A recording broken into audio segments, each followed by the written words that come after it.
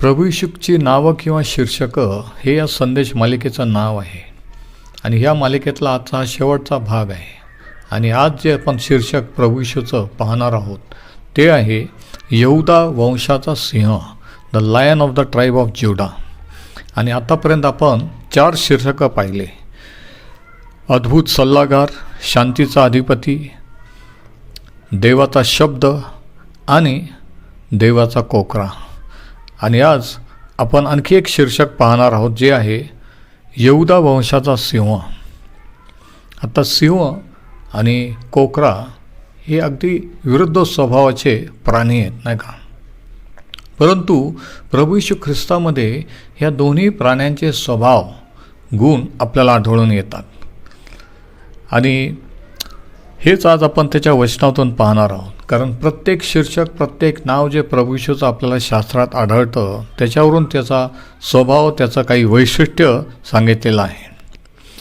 आता हे जे टायटल, हे जे शीर्षक आहे यहूदा वंशाचा सिंह, हे आपल्याला शास्त्राच्या शेवटच्या पुस्तकात आढळतं, प्रकटीकरणाचा 5वा अध्याय.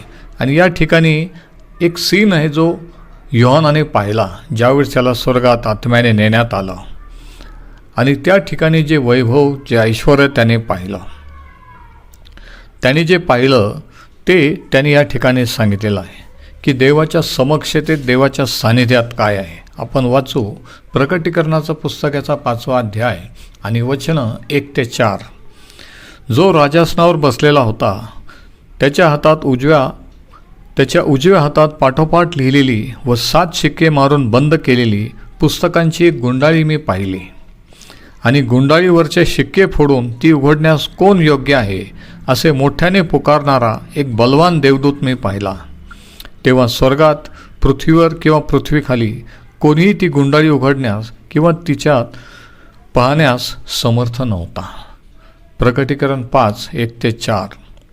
आता ह्या गुंडाळीमध्ये काय होतं तर ह्या गुंडाळीमध्ये काळाच्या शेवटी, मानवजातीच्या इतिहासाच्या काळाच्या शेवटी काय घडणार आहे त्याविषयीचं वर्णन होतं, मानवजातीचं भवितव्य.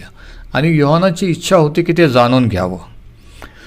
परंतु धडा महत्त्वाचा या ठिकाणी जो शिकण्यासारखा आहे तो हा की शक्ती किंवा सामर्थ्याने ती गुंडाळी कोणी उघडू शकलं नव्हता.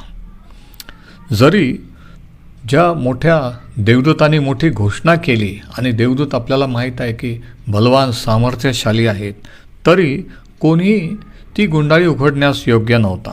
आणि म्हणून योहानाला दुःख झालं. पुढे काय लिहिलं जरा ऐका.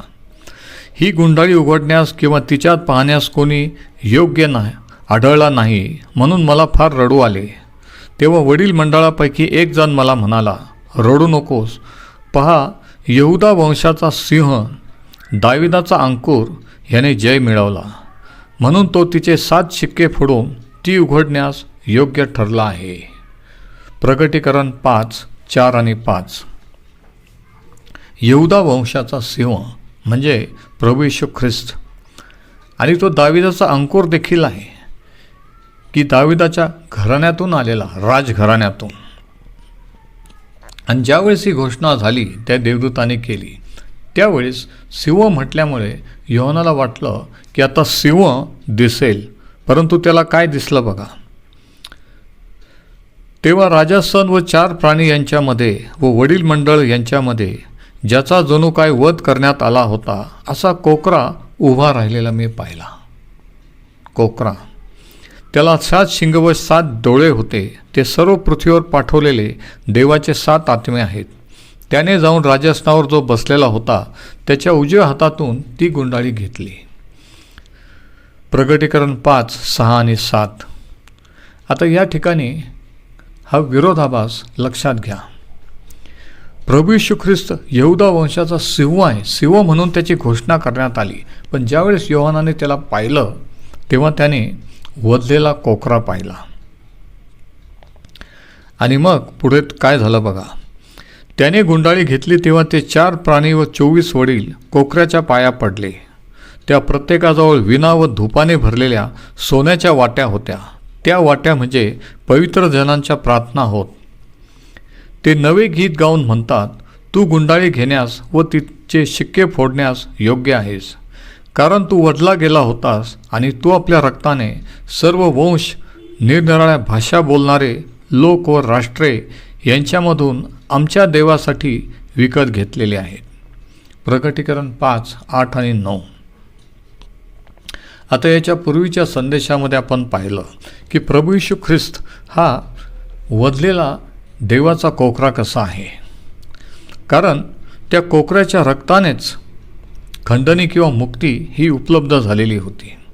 ज्यावेळेस वल्हांडणाचा कोकरा म्हणून वधला गेला, तो वल्हांडणाचा कोकरा त्या काळात इस्रायलीने जो मारला, वधला, त्याने तात्पुरती सुटका किंवा मुक्ती होती मिस्र देशाच्या गुलामगिरीतून.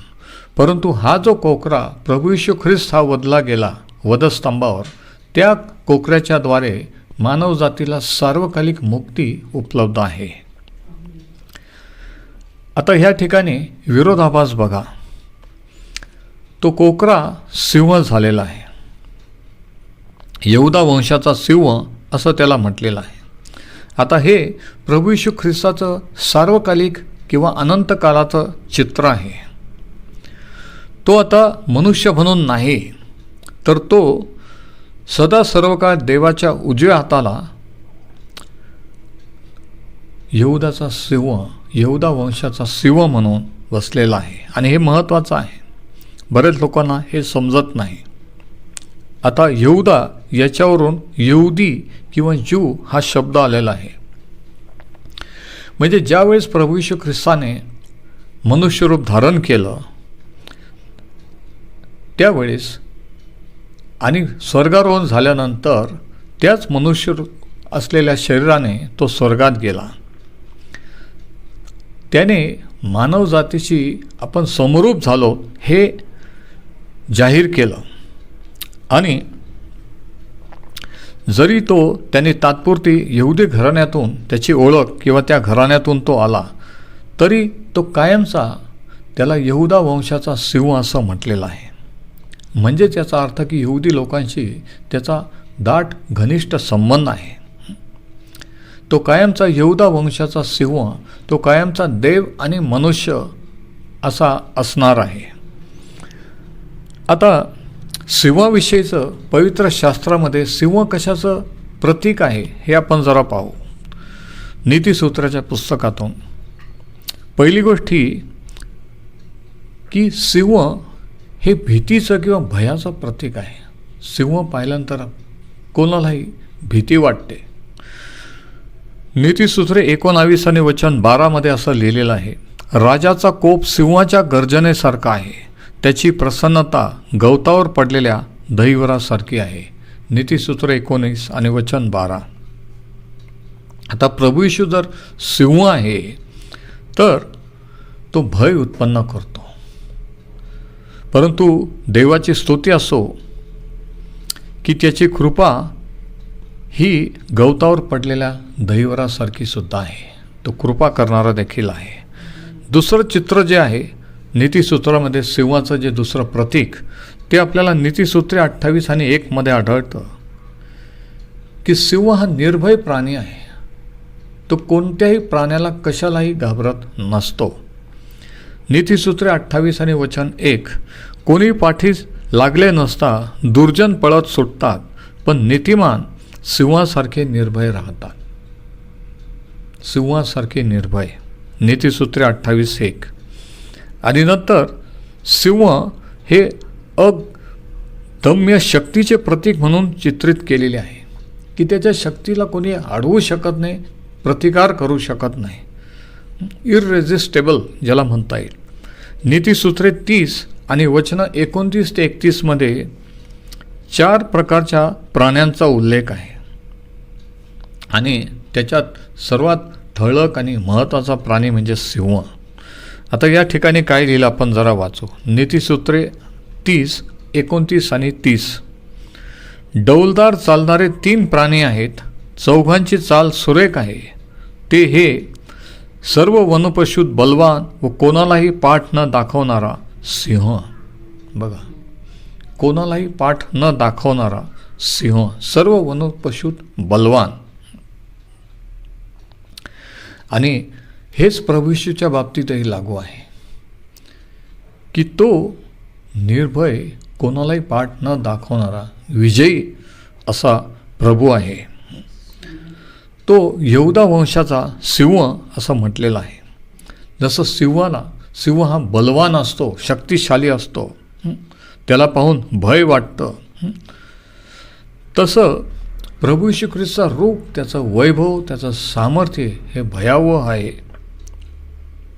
आता या ठिकाणी एक महत्त्वाचा धडासुद्धा आहे की जर आपण प्रभू येशू ख्रिस्ताला देवाचा कोकरा म्हणून जर स्वीकारलेला असेल, विश्वास ठेवला असेल, तर प्रभू येशू ख्रिस्त जो यहूदा वंशाचा सिंह याची आपल्याला भीती वाटणार नाही. देवाच्या, आता या ठिकाणी महत्त्वाचा पॉईंट असा आहे की देवाच्या व्यवस्थेत नम्रता हाच खऱ्या सामर्थ्यापर्यंत पोहोचण्याचा देवाने नेमलेला मार्ग आहे. हे जे चित्र प्रभू येशू ख्रिस्त आहे, कोकरा आणि सिंह हे जे चित्र आहे, त्याच्यामध्ये एक महत्त्वाचं सार्वकालिक तत्त्व आहे आणि ते तत्त्व हे की देवाच्या व्यवस्थेत नम्रता किंवा लीनता हाच खऱ्या सामर्थ्यापर्यंत पोहोचण्याचा देवाचा मार्ग आहे. आता हे मानवी दृष्टिकोनापासून किंवा मानवी विचारसरणीपेक्षा एकदम वेगळं आहे. म्हणजे देव म्हणतो की जर तुम्ही लीन आणि नम्र असाल, तुम्ही जर अशक्त असाल, तर तुम्ही बलवान आहात. किती विचित्र वाटतं नाही का, किती वेगळं आहे. पण हे देवाचं वचन, देवाचं तत्त्व आहे की जर तुम्हाला मोठं व्हायचं असेल तर अगोदर तुम्ही लीन आणि नम्र होणं गरजेचं आहे. आता पाऊल याविषयी काय लिहितो बघा. कोरिन्थीकरास पहिले पत्र याचा पहिला अध्याय आणि वचनं 20 ते 25 मध्ये कोणत्या प्रकारचे लोक देव त्याचे स्वतःचे लोक असे म्हणतो. पहिले कोरिन्थी 1, 20 ते 25. ज्ञानी कुठे राहिला, शास्त्री कुठे राहिला, ह्या युगाचा वाद घालणारा कुठे राहिला. देवाने जगाचे ज्ञान मूर्खपणाचे ठरविले की नाही, कारण जग देवाच्या ज्ञानाने वेष्टीत असताही त्याला आपल्या ज्ञानाच्या योगे देवाला ओळखता आले नाही. तेव्हा गाजवलेल्या सुवार्तेच्या मूर्खपणाचे योगे विश्वास ठेवणाऱ्या लोकांचे तारण करणे देवाला बरे वाटले. कारण यहुदी चिन्ह मागतात व हेलेनी ज्ञानाचा शोध करतात, पण आम्ही तर वधस्तंभावर खिळलेला ख्रिस्त गाजवतो. हा यहुद्यांना अडखळण व हेलेन्यांना मूर्खपणा असा आहे. परंतु पाचारण झालेल्या यहुदी व हेलेनी अशा दोघांनाही ख्रिस्त हा देवाचे सामर्थ्य व देवाचे ज्ञान असा आहे. कारण देवाचा मूर्खपणा माणसाच्या ज्ञानाहून श्रेष्ठ आहे आणि देवाची दुर्बलता माणसाच्या बळावरून श्रेष्ठ आहे. विचार करा. पहिले कोरिन्थ 1, 20 ते 25. आणि महत्त्वाचा पॉईंट हा की देवाचा मूर्खपणा माणसाच्या ज्ञानाहून श्रेष्ठ आहे आणि देवाची दुर्बलता माणसांच्या बळाहून श्रेष्ठ आहे. आणि हे सर्व आपल्याला त्या कोकऱ्यामध्ये आढळतं. आता हे मानवी बुद्धीला न पटणारं आहे, विचित्र असं आहे. परंतु प्रभू येशू ख्रिस्ताचं अंतिम प्रगटीकरण देवाच्या वचनात, पवित्र शास्त्रात हे आहे की तो कोकराही आहे आणि सिंहही आहे.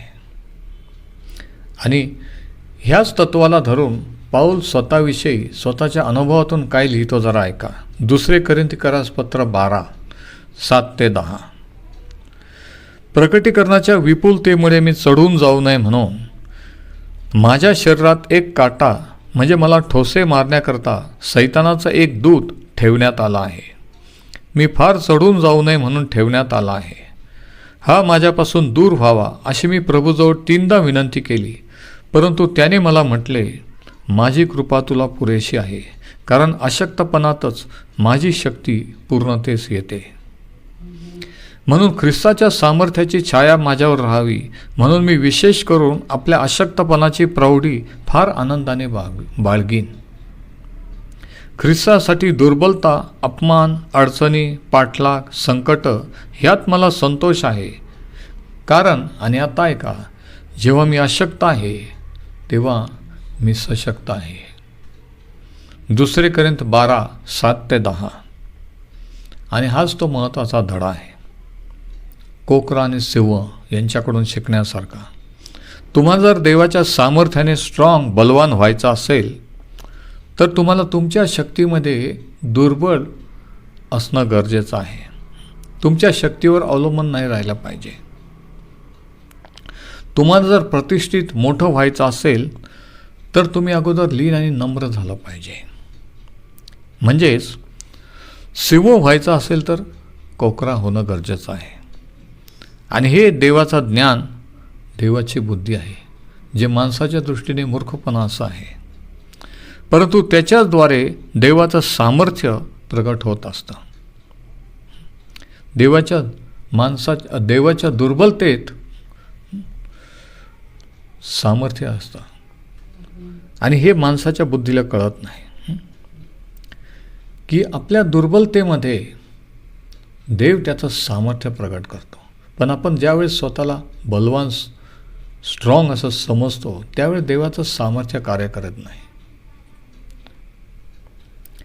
देवाची स्तुती असो की प्रभू येशू ख्रिस्ताने हे सिद्ध करून दिलं की देवाच्या दृष्टीने जे मूर्खपणाचं माणसाच्या दृष्टीने ते सामर्थ्याचं असं आहे ना. The foolishness of God is wiser than man. देवाविषयीचा मूर्खपणा हा ज्ञान आणि बुद्धी आहे आणि देवाविषयीची दुर्बलता हे खरंच सामर्थ्य आहे. हे ह्या चित्रावरून आपल्याला दिसून येतं आणि हे सर्व आपल्याला प्रभू येशू ख्रिस्त जो देवाचा कोकरा, जो सिंह झाला, याच्यावरून सिद्ध होतो. आज आपण इथेच थांबू. आज ही सिरीज, ही मालिका संपलेली आहे. पुढच्या आठवड्यापासून आपण एक नवीन मालिका सुरू करणार आहोत आणि माझी खात्री आहे की ही सिरीज प्रभू येशूचे शीर्षक तुम्हाला आशीर्वादित ठरले असेल. परमेश्वर हे वचन आशीर्वादित करो.